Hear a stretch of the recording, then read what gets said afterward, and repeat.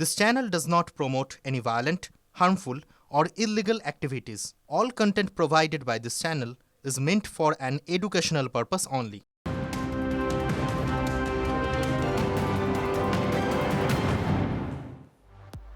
টিভি9 বাংলায় স্বাগত। বেঙ্গল ব্রেকিং নিয়ে আপনাদের সঙ্গে রয়েছে আমি শর্মিষ্ঠা, আর আমার সঙ্গে শুভজিৎ। শুভজিৎ, পাড়ায় পাড়ায় সমাধানের জন্য ক্যাম্প খোলা হয়েছে, কিন্তু সেই ক্যাম্পে কতটা সমস্যার সমাধান হয়েছে তা ভগবানই জানে। কিন্তু পাড়ায় দুর্নীতির অভিযোগ প্রায় প্রত্যেক দিনই উঠছে। রাস্তা তৈরির জন্য বরাদ্দ 2 লক্ষের বেশি, আর সেই টাকায় ঢালাই হয়ে গেল গ্রামের আটচালা। রাস্তা তৈরির জন্য আবেদনকারীর নাম সহ বোর্ড বসিয়ে দেওয়া হলো, কিন্তু রাস্তার আশা আর পূরণ হলো না। পশ্চিম মেদিনীপুরের গড়বেতা 2 নম্বর ব্লকের আগরবাদ গ্রামে ঘটেছে এই কাণ্ড। অনিয়মের অভিযোগের ভিত্তিতে সেই যে অনিয়মের অভিযোগ যে উঠছে, সেই সমস্ত অভিযোগ অস্বীকার করছেন না খোদ বিডিও। বিষয়টি নিয়ে রাজনৈতিক তরজাও শুরু হয়েছে। গ্রামের নাম আগরবাদ। ছিমছাম গাছগাছালির সারি, ঢালাই করা আটচালা, আরো কত কি। শীতকালে গ্রামীণ সৌন্দর্য দেখাচ্ছি বলে ভাবছেন? তাহলে ভুল ভাবছেন। আসলে গ্রামের সহজ সৌন্দর্যের মাঝে দুর্নীতির কালোতে আলো ফেলার চেষ্টা করছি আমরা। প্রতিবেদনের ফোকাস, কিভাবে পাড়ায় সমাধানের নামে সরকারি খরচে যা ইচ্ছে তাই হচ্ছে, সেটাই তুলে ধরা। আমাদের পাড়া আমাদের সমাধান প্রকল্পে আগরবাঁধ পিডব্লিউডি রোড হইতে স্বরূপ গোস্বামীর বাড়ি পর্যন্ত ঢালাই রাস্তা নির্মাণ, আর যার বরাদ্দ ধরা হয়েছে 2,06,000, এবং কাজ শুরু হয়েছিল 2012-তে, শেষ হয়ে গেছে 19-12। হ্যাঁ, এই যে সামনের রাস্তাটা একবার বাড়ি পর্যন্ত, ওই যে বাড়িটি দেখাচ্ছে ওইটি না, ওটা হয়নি। তার পরিপক্ষে এইখানে ঢেলে দিয়েছে ওরা, বিডিও অফিসারে জানিয়েছি। স্বরূপ গোস্বামী বা তার পরিবার এবং সাধারণ মানুষ, এখানকার মানুষের যেটা অভিযোগ, এই যে চত্বরটা যেটা দেখা যাচ্ছে, শুধুমাত্র এই চত্বরটাই কিন্তু ঢালাই হয়েছে। এই রাস্তাটা কিন্তু ঢালাই হওয়ার কথা ছিল, কিন্তু ঢালাই হয়েছে কতদূর? ঠিক এই বেদি অবধি। আমরা পাড়ায় সমাধানে আবেদন করেছিলাম যে যাতে আমাদের বাড়ি পর্যন্ত হয়, তখন এটা মঞ্জুরও হয়।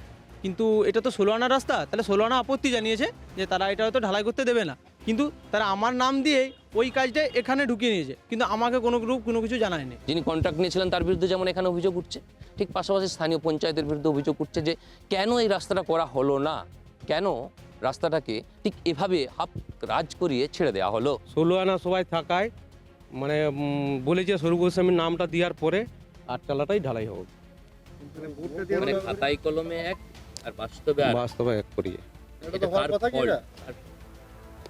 গ্রামবাসী সবাই গ্রামবাসী মিলিত হয়ে করেছি। গড়বেতার আগরবাঁধে তাহলে অভিযোগ এক নয়, অজস্র। পাড়ায় সমাধান প্রকল্পে টাকা বরাদ্দ হলো, যিনি আবেদন করেছিলেন তার নাম করে প্রকল্প বাস্তবায়নের বোর্ডও ঝুলিয়ে দেওয়া হলো, কিন্তু রাস্তা হলো না, বরং ওই টাকায় আটচালা চৌহদ্দি ঢালাই হয়ে গেল। কলমেই মুখ্যমন্ত্রীর কথা থাকছে, পাড়ায় সেভাবে নিচু স্তরে সাধারণ মানুষের মধ্যে কোনো কিছুই আসছে না। সরকারি টাকা অপচয় এইভাবে সারা বাংলা জুড়ে হচ্ছে। দাদা, এনকোয়ারি করে দেখা গেছে যে ওই রাস্তার সংযোগস্থলে আটচালাটিকে ঢালাই করা হয়েছে, পরবর্তীকালে রাস্তাটি ঢালাই করা হয়। এনকোয়ারি করে আমরা রিপোর্ট উপরের কর্তৃপক্ষকে জানিয়ে। পাড়ায় সমাধান প্রকল্পের শুরু থেকে এখনো পর্যন্ত নানা অনিয়মের ছবি আপনাদের সামনে তুলে ধরেছে টিভি9 বাংলা, কিন্তু তাতে হুঁশ ফিরছে কি? পশ্চিমবঙ্গের সব জায়গাতে একই অবস্থা। এটা পুরোপুরি আজকে রাস্তা খাওয়ার মধ্য দিয়ে তৃণমূল কংগ্রেস প্রমাণ করেছে। আর 2026-এ তৃণমূলের বিসর্জন হবে। সামনে 2026-এর নির্বাচন, তার আগে আমাদের পাড়া আমাদের সমাধান প্রকল্পে বুথ স্তরে পৌঁছে মানুষের সমস্যার সমাধানের উদ্যোগ নিয়েছেন মুখ্যমন্ত্রী। বুথ পিছু বরাদ্দ 10 লক্ষ টাকা, কিন্তু অভিযোগ অন্যান্য সরকারি প্রকল্পের মতোই দুর্নীতির ভূতের দাপটে বাংলার বিভিন্ন জায়গায় পাড়ায় সমাধানের বদলে সমস্যা তৈরি হয়েছে বা রয়ে গেছে। রাস্তার জায়গায় হয়ে যাচ্ছে আটচালা, এর বিহিত কে করবে? আগরবাঁধ থেকে ক্যামেরায় সুজয় নায়কের সাথে দেবব্রত সরকার, টিভি9 বাংলা। দেখলেন পরিস্থিতি। আসলে ক্ষমতায় যে দলই থাকুক, বাংলা একটা কথা খুব কমন, বিশেষ করে রাজনীতির ক্ষেত্রে। বাংলার মাটি দুর্জয় ঘাঁটি, কিন্তু পায়ের নিচের মাটি যদি আলগা হয়ে যায় তাহলে ঘাঁটি দুর্জয় থাকবে কি করে? মালদায় মাটি নিয়ে একাকার কাণ্ড, বলা নেই কমা নেই, মাটি কাটা হচ্ছে আর দেদারে চলছে পাচার। সবাই দেখতে পাচ্ছেন, কিন্তু মানে বিষয়টা প্রকাশ্যেই হচ্ছে, কিন্তু যাদের দেখার কথা তাদের চোখে কি তুলি কাপড়? আসুন আমরা সেটা একটু বিস্তারিতভাবে দেখি।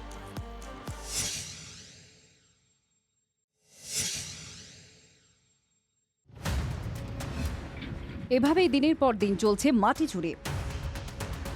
মাটি মাফিয়া দাপাচ্ছে মালদা চাঁচলের সদরপুর পূর্বপাড়ার এলাকা। চাষের জমিতে নাম্বার প্লেটহীন ট্রাক্টরের দৌড়ঝাঁপ, মাটি কাটা হচ্ছে আর পাচার হচ্ছে দিনের আলোয়। লুকো ছাপার কোনো বালাই নেই। এক ট্রাক্টর চালককে প্রশ্ন করতেই সোজা উত্তর, আপনার গাড়ির নাম্বার কই? হ্যাঁ, যে জমি থেকে মাটি কাটা হচ্ছে সেটা ব্যক্তিগত সম্পত্তি, কিন্তু মালিক অনুমতি দিলেও এভাবে মাটি কাটা বেআইনি। ঠিক যেমন ব্যক্তিগত পুকুরও ভরাট করা বেআইনি। তবে এই বেআইনি কাজ যাদের দেখার কথা তারা আর দেখতে পাচ্ছেন কোথায়? এটা একটা বড় চক্র কাজ করছে এবং সেখানে প্রশাসন অবশ্যই জড়িত আছে, নাহলে এটা অসম্ভব। রাস্তা খারাপ হচ্ছে, বাচ্চারা খেলছে, যাতায়াতের অসুবিধা, বাচ্চাদের অসুবিধা হয়, সে তো কষ্ট হবেই। বিজেপির অভিযোগ, শাসক দল ও স্থানীয় প্রশাসনের মদতে অবৈধভাবে মাটির কারবার চলছে। গোটা সরকারটাই যখন চোর, দুর্নীতিগ্রস্ত, তখন তাদের আমলাদের কাছে কি করে আপনি স্বচ্ছতা আশা করবেন? এসডিএলআরও বিএলআরও যদি যুক্ত না থাকে তাহলে কি করে তাদের এত সাহস হয়? এবং ইমিডিয়েট তাদের বিরুদ্ধে তদন্ত করে পদক্ষেপ নেওয়া উচিত। মাটি পাচারের এই ছবিগুলো ভোটের আগে শাসক দলের পায়ের নিচের মাটি আলগা করে দিচ্ছে না তো? স্থানীয়দের দাবি, চাষের জমির মাটি কেটে পাচার হচ্ছে বিহারে। স্থানীয় লোকের নিশ্চয় প্রশাসনের দ্বারস্থ হবেন, প্রশাসন দ্রুত গতিতে ব্যবস্থা গ্রহণ করবে। আমি আপনাদের মাধ্যমে জানতে পারলাম, আমিও খোঁজ খবর নিচ্ছি, যদি এর ধরনের কোনো অবৈধ কাজ হয়ে থাকে তাহলে তার ব্যবস্থা গ্রহণ করা হবে। স্বয়ং প্রধানমন্ত্রী বলেছেন, গঙ্গার পথ ধরে বিহার থেকে বাংলায় আসবে বিজেপির জয়যাত্রা। এদিকে মালদায় দুই রাজ্যের একাধিক সীমানা দিয়ে মালদার মাটি নাকি চলে যাচ্ছে বিহারে। গত লোকসভা ভোটে মালদা জেলায় 2টি আসনেই ধরাশায়ী হয় তৃণমূল। সেই জেলায় এইভাবে মাটি লুট, তার সঙ্গে নানা বিষয়ে ক্ষোভ তো রয়েছে মানুষের। সেই তালিকায় মাটির হিসেবেও জুড়ে যাবে না তো? সুব্রতোষ ভট্টাচার্যের রিপোর্ট, TV9 বাংলা। ডেলিভারির সময় মাঝপথে গায়েব লরি সহ টন গোবিন্দভোগ চাল। পূর্ব বর্ধমানের বুলচন্দ্রপুরে শোরগোল। ঘটনার তদন্তে নেমে হুগলি থেকে উদ্ধার চাল এবং লরি। ঘটনায় জড়িত থাকার অভিযোগে দুজনকে গ্রেপ্তার করেছে পুলিশের বিশেষ তদন্তকারী দল। চাল চুরি, তাও 1-2 কেজি নয়, 25 টন গোবিন্দভোগ চাল নিয়ে উধাও আস্ত একটি লরি। পূর্ব বর্ধমানের মাধবডিহি থানার বুলচন্দ্রপুরে শোরগোল। গত 20 December Balaji agro products rice mill থেকে 25 টন গোবিন্দভোগ চাল লোড করা হয় লরিতে। চাল নিয়ে যাওয়ার কথা ছিল কেরলে। তবে 22 ডিসেম্বর থেকে হঠাৎই লরির চালক আর মালিকের সঙ্গে যোগাযোগ বিচ্ছিন্ন হয়ে যায়। লরির খোঁজ করতেই উঠে আসে চাঞ্চল্যকর তথ্য। গাড়ির নাম্বার থেকে মালিকানা, সব তথ্যই নাকি জাল। গাড়ির আসল মালিক হুগলির বাসিন্দা। এরপরেই পূর্ব বর্ধমানের মাধবডিহি থানায় অভিযোগ দায়ের করে রাইস মিল কর্তৃপক্ষ। ওই নাম্বারে তার অরিজিনাল গাড়িটা, এইটা ডুপ্লিকেট নাম্বার প্লেট লাগিয়ে ডুপ্লিকেট মানে ড্রাইভার এসে গাড়িটা লোড করে এটা আমাদের কাছ থেকে প্রতারণা করা হয়েছে। মাধবডিহি থানার ওসির নেতৃত্বে গঠন করা হয় বিশেষ তদন্তকারী দল। হুগলির বলাগড় থেকে চাল সহ লরিটিকে উদ্ধার করে পুলিশ। গ্রেপ্তার করা হয় মিলন দাস ও তাপস শর্মা নামে দুজনকে। তাপস শর্মা এলিয়াস পল্টু শর্মা, এবং তারপর এই দুজনকে আমরা জিজ্ঞাসাবাদ করে তাদের কনফেশনাল স্টেটমেন্টের উপর বেস করে আমরা বলাগড়ে যাই। বলাগড় থেকে আমাদের এন্টায়ার যে 12 চাকার ভেহিকেলটা আছে সেই ভেহিকেলটা আমরা রিকভার করি। চুরি যাওয়া চাল ফিরে পেয়ে পুলিশ প্রশাসনের ভূয়সী প্রশংসা রাইস মিল মালিকের। আমার চাল উদ্ধার হয়েছে একমাত্র মাধবডিহি থানার সহায়তায়। পুলিশ প্রশাসনে বিশাল কৃতিত্ব দিয়েছেন। 48 ঘন্টার মধ্যে গাড়িকে ধরে নিয়ে এসে এখানে পৌঁছে গেছে। লরি ও চাল উদ্ধার হলেও এই ঘটনা তোলপাড় ফেলে দিয়েছে জেলার ব্যবসায়ীদের মধ্যে। এর পেছনে কোনো চক্র জড়িত কিনা তা খতিয়ে দেখছে পুলিশ। পূর্ব বর্ধমান থেকে মনতোষ পোদ্দারের রিপোর্ট, TV9 বাংলা।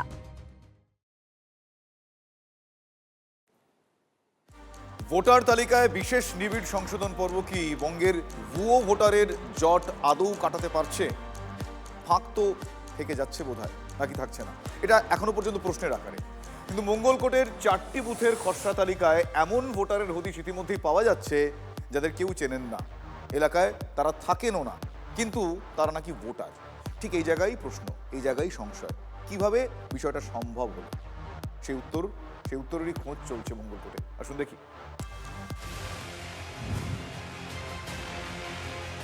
ভোটার তালিকা থেকে ভুয়ো নাম বাদ দিতেই এসআইআর প্রক্রিয়া। এনুমারেশন পর্ব শেষে খসড়া তালিকাও প্রকাশ হয়েছে, আর সেখানেই এমন কিছু নাম পাওয়া যাচ্ছে যাদের পাড়ার লোকজনই চিনতে পারছেন না। একটি দুটি নয়, মঙ্গলকোট বিধানসভার 4টি বুথে একই ঘটনা। এই নতুন খসড়া তালিকায় একদম 777 নম্বর, এই 777 নম্বরে দেখা যাচ্ছে নাম রয়েছে রাজেশ শেখ এবং পিতার নাম রয়েছে রাজু শেখ। অভিযোগ যে এই রাজেশ শেখ বলে এই গ্রামে কেউই থাকে না, গ্রামবাসীরা নাকি তাকে চেনে না। চেনেন? না দাদা, আমাদের এই গ্রামে যে দুটো বুথ রয়েছে এই দুটো বুথই সম্পূর্ণ হিন্দু অধ্যুষিত বুথ। আমাদের গ্রামে আমরা কোনোদিনই কোনো মুসলিম বাস করে বা কোনো মুসলিম সংখ্যালঘুদের আমরা কোনোদিন দেখিও নেই, কিচ্ছু না। এটা সম্পূর্ণ মানে ভুয়োভাবে উঠে গেছে। না, আমাদের গ্রামে তুহিনা খাতুন, মমতা খাতুন বলে আমাদের গ্রামে কেউ নেই, বা আমাদের গ্রামে মুসলিম বাস করে না, হিন্দু প্রধান গ্রাম। গ্রাম ঘুরে খোঁজ পাওয়া গেল না। এসআইআর পর্ব শুরুর আগে 2025 সালের যে ভোটার তালিকা ফ্রিজ হয়েছে সেখানেও এই নাম নেই। তাহলে এরা কারা? কমিশনের হিসেব বলছে যারা এনুমারেশন ফর্ম জমা দিয়েছেন তাদের নাম আছে খসড়া তালিকায়। যে ভোটারদের অস্তিত্বই নেই তাদের এনুমারেশন ফর্ম ফিল আপ করলো কে? ফর্ম জমা কে দিল? বিজেপির অভিযোগ সংশ্লিষ্ট বুথের বিএলওদের বিরুদ্ধে, চক্রান্তের অভিযোগ শাসক দলের বিরুদ্ধেও। বুথের বিএলওর সঙ্গে কথা বলা হয়েছে, তিনি দায় এড়িয়ে যাচ্ছেন। আমার তো মনে হয় তিনি শাসক দলের কাছ থেকে তামাশা খাচ্ছেন। তিনি শাসক দলের কাছে টাকা খেয়ে হোক, শাসক দলকে জিতিয়ে রাখার জন্যই হোক, তিনি এই কাজটি পূর্ণাঙ্গভাবে করে যাচ্ছেন। বিজেপি নেতৃত্ব শাসক দলকে কাঠগড়ায় তুললেও স্থানীয় তৃণমূল পঞ্চায়েত প্রধান বলছেন নাম কিভাবে এলো তিনিও সেটা জানেন না। যাদের নাম আছে তাদের চেনেনও না। রাজশেখ বলে আমরা এখানে কাউকে চিনি না, জানি না। থাকে না গ্রামে? না, তার বংশ পরিচয় না। আমার গ্রামে মুসলিম নাই, মুসলিমবিহীন গ্রাম। আমিও চিনি না, আমি তো পরিষ্কার বলে দিলাম আমি চিনি না। গোটা প্রক্রিয়ায় যাদের দিকে অভিযোগের আঙুল সেই বিএলওরা কি বলছেন? ও যখন অনলাইনে ট্রান্সফার করে ভোটারটা 117 লিখতে গিয়ে 177 লিখে দিয়েছে, যার ফলে অনলাইনে ট্রান্সফার করেছে তো 117 এর জায়গায় 177 করে দিয়েছে। ও হিয়ারিং এ আছে। এবার হিয়ারিং এ বিডিও বা ঊর্ধ্বতন কর্তৃপক্ষ যেটা ডিসিশন নেবেন যে ওর এখানে রাখা যাবে না যাবে না, সেটা তেনারা চিন্তা করবেন। বিষয়টি নিয়ে ইতিমধ্যে অভিযোগ দায়ের হয়েছে। জেলা শাসক তদন্তের আশ্বাসও দিয়েছেন, কিন্তু আশ্বাসে বিতর্কের চিরে কতটা ভিজল সেটা বোঝা যাবে চূড়ান্ত ভোটার তালিকা প্রকাশের পর। আপাতত নাম না জানা ভোটার নিয়ে রহস্যের ধোঁয়াশা মঙ্গলকোটে। মঙ্গলকোট থেকে কৌশিক দত্তের রিপোর্ট, TV9 বাংলা।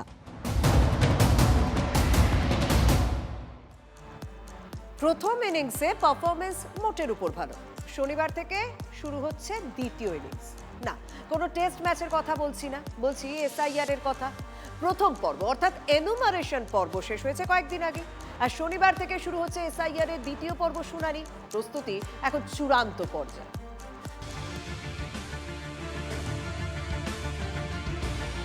খসড়া তালিকায় নাম আছে, কিন্তু চূড়ান্ত তালিকায় নাম থাকবে কিনা সেটা ঠিক করবে শুনানি পর্ব। শনিবার থেকে শুরু হচ্ছে এসআইআর এর দ্বিতীয় পর্ব। কলকাতা সহ গোটা রাজ্যেই শুরু হচ্ছে শুনানি প্রক্রিয়া।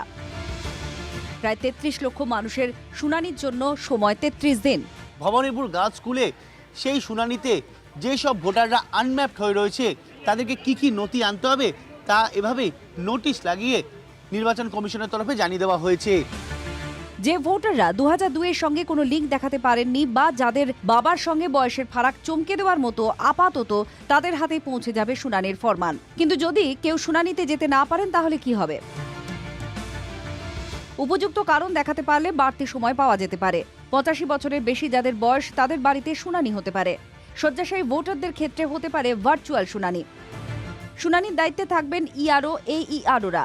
মাইক্রো অবজারভার হিসেবে থাকবেন কেন্দ্রীয় সরকারি কর্মীরা। একদিনে সর্বোচ্চ 150 জনের শুনানি করবেন একজন আধিকারিক। গোটা প্রক্রিয়ায় সময় একটা বড় ফ্যাক্টর। বারাসত বিধানসভাতে 33,000 ভোটার হিয়ারিং এর আওতায় ক্যাম্প তৈরি শুনানি পর্বের জন্য। প্রতিদিন প্রায় 1000 খানেক ভোটার আসবেন, তাই 3টি ভাগে হবে শুনানি। এই যে জায়গা দেখা যাচ্ছে, এইটুকু জায়গার ভেতরে প্রায় 1000-এর বেশি মানুষ আসবেন। এটাই হচ্ছে সবথেকে বড় চ্যালেঞ্জ। প্রথম সকাল 9টা থেকে 11টা সেই স্লটে কিছু মানুষ আসবেন। এই যে 1000-এর বেশি মানুষ আসবেন তার একটা অংশ 9টা থেকে 11টা, সেকেন্ড 12টা থেকে 2টো, থার্ড 3টে থেকে 5টা। প্রথম পর্বে মোটের উপর ভালো পারফরমেন্স স্যারের। এবার দ্বিতীয় পর্বের চ্যালেঞ্জ। 33 দিনের টান দ্বিতীয় পর্ব শুরু হচ্ছে শনিবার। Bureau report, TV9 Bangla.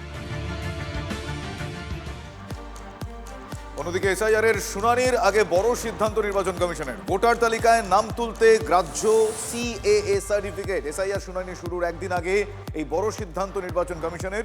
85 ঊর্ধ্ব প্রবীণদের বাড়ি বাড়ি গিয়ে শুনানি। প্রায় 250 মাইক্রো অবজারভারকে শোকজ।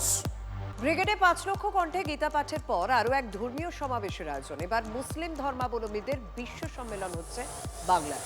34 বছর পর বাংলায় অনুষ্ঠিত হচ্ছে বিশ্ব ইজতেমা। মুসলিমদের সম্মেলনে রাজ্যের তৎপরতা নিয়ে প্রশ্ন তুলেছেন বিরোধী দলনেতা শুভেন্দু অধিকারী।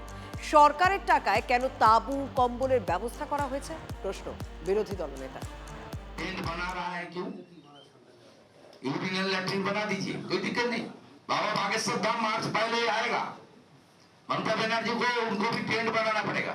आप 50 लाख ब्लैंकेट ऑर्डर कर दिया, 15 करोड़ रुपया सैंक्शन कर दिया, सब पेपर मेरा पास है। सरकार का प्रोग्राम नहीं है, ये दिल्ली का सुधा कमेटी का प्रोग्राम है, completely religious programme. Ganga Sagar में जितना आएगा ममता बनर्जी, सब लोग को एक एक कंबल आपको देना पड़ेगा। सरकार सबके लिए है, सरकार का 2 आंख है, एक आंख से सरकार नहीं देख सकता है। বলেছে ওনাকে যে গঙ্গাসাগরে কিছু দেয়া হয় না।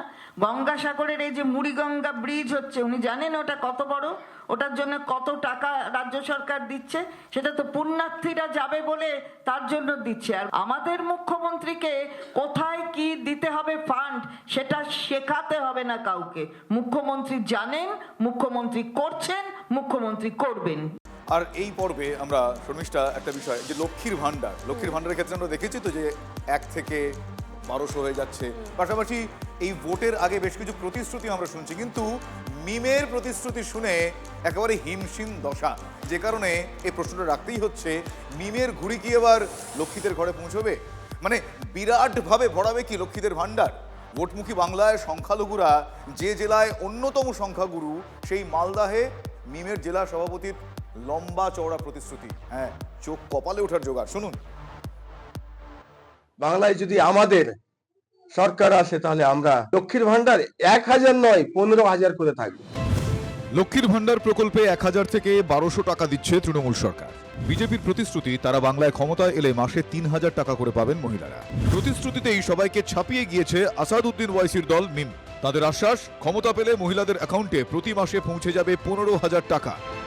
না, শুনতে ভুল করেননি, জোর গলায় এই দাবি করছেন মালদায় মিমের মুখ। অল ইন্ডিয়া মজলিস ইত্তেহাদুল মুসলিমিন, যেটা আমাদের ব্যারিস্টার আসাদুদ্দিন ওয়াইসি সাহেব সব সময় কথা বলেন, যদি বাংলায় যদি আমাদের সরকার আসে তাহলে আমরা লক্ষ্মীর ভান্ডার 1000 নয় 15,000 করে থাকবে। সম্প্রতি বিহার বিধানসভার ভোটে বাংলা লাগোয়া সীমাঞ্চলে জমি ধরে রেখেছে আসাদউদ্দিন ওয়াইসির দল মিম। সংখ্যালঘু ভোটের গন্ধে বিহারের লক্ষণরেখা পেরিয়ে গৌড়বঙ্গে পুরো দমে মিম লক্ষণ। বিগত ভোটগুলোতে দেখা গেছে নির্বাচনী ইস্তাহারে বিশ্বাসী নয় মিম। ভোটমুখী বাংলায় তবে কি ওয়েসির দল পথ বদলাচ্ছে? মালদায় মিমের জেলা সভাপতির লক্ষ্মীর ভাণ্ডারে প্রতিশ্রুতির যে অঙ্ক, তা তো মাথা ঘুরিয়ে দিচ্ছে। পোশাক আশাক আছে, বাচ্চাদের পড়াশোনা আছে, তার উপর শরীর অসুস্থ হয়ে গেলে চিকিৎসা করার জন্য টাকা দরকার, এবার সংসার চালানোর জন্য টাকা দরকার। সেই 1000 টাকা আমাদের কি হবে, চলবে আমাদের? এই জন্যই আমরা মিম দলে যোগদান করেছি। মালদায় মিমের পতাকা ধরছেন অনেকেই। তাদের দাবি বেশিরভাগই তৃণমূল সমর্থক। শিবির বদলের এই পর্বে নজর কাটছেন মুসলিম মহিলারা। আমরা আজকে মিম দলে যোগদান করলাম, কারণ মিম দল ভালো কাজ করবে, তাই জন্য আমরা যোগদান করেছি। 2021-এর মহাযুদ্ধের আগে লক্ষ্মীর ভাণ্ডারের প্রতিশ্রুতি দিয়েছিলেন মমতা বন্দ্যোপাধ্যায়। রাজনৈতিক বিশ্লেষকদের একাংশের মতে, সেই প্রতিশ্রুতি তৃণমূলকে তৃতীয়বার ক্ষমতায় আনার ক্ষেত্রে অন্যতম অনুঘটকের কাজ করেছিল। পরবর্তী সময়ে পঞ্চায়েত ও লোকসভা ভোটে তৃণমূলের দাপটের পিছনেও জনমুখী এই প্রকল্পের ভূমিকা উল্লেখ করা হয়। বাংলায় এখন 2,21,00,000 মহিলা লক্ষ্মীর ভাণ্ডার পান। 26-এর মহাযুদ্ধের আগে লক্ষ্মীর ভাণ্ডারের টাকা বাড়া নিয়ে যখন নানা জল্পনা, তখন মিমের অবাক করে দেওয়া প্রতিশ্রুতি মালদায়। তো কিছু হচ্ছে না লক্ষ্মী ভান্ডারে, 1000 টাকা করে দিচ্ছে লক্ষ্মী ভান্ডার, তাতে তো কিছু হচ্ছে না আমাদের। এমআইএম এ যোগ দিয়েছি, তাই এবার এমআইএমটা 100% মালদায় করবে, জিতবে। এবার বলার জন্য তো কোনো ট্যাক্স লাগে না।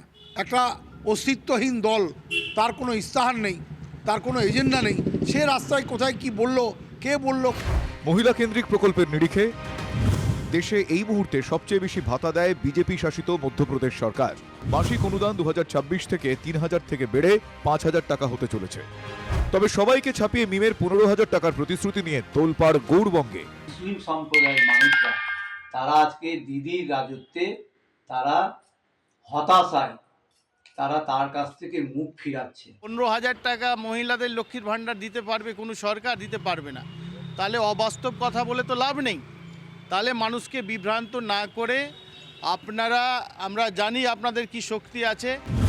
2024 লোকসভা ভোটে মালদা উত্তরে 82.15% মহিলা ভোট দিয়েছিলেন। পুরুষদের ভোটদানের হার ছিল 71.33%।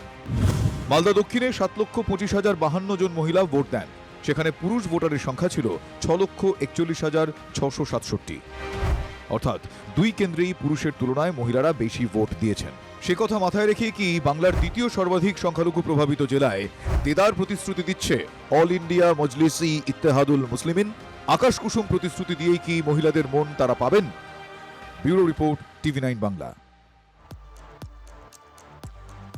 বঙ্গ রাজনীতিতে যে পুরসভাকে নিয়ে রঙ্গ অবিরাম, নাম তার এগরা। এখানে ভূমিপুত্র মানে চেয়ারম্যান স্বপন নায়ক কি নিরুদ্দেশ?